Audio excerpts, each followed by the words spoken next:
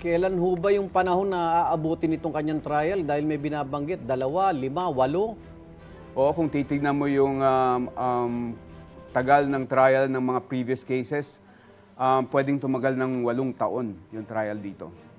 At pag natapos na ho ito, doon muna tayo sa kung guilty, saan pasilidad siya dadalhin? Kung guilty siya, hindi siya doon sa may detention center sa The Hague. Mag-a-arrange ang ICC kung sinong bansa ang pwedeng tumanggap sa kanya among all the members of the ICC. Sa mga previous na mga kaso, merong mga convicted ng ICC na detained sa Norway at sa ibang countries sa Europa. Hindi na sa Pilipinas. Hindi sa Pilipinas. Dahil hindi na tayo miyembro. Hindi tayo miyembro. Okay. Kung not guilty naman, kung siya'y na-absuelto, diretso na yung pagbalik niya sa Pilipinas.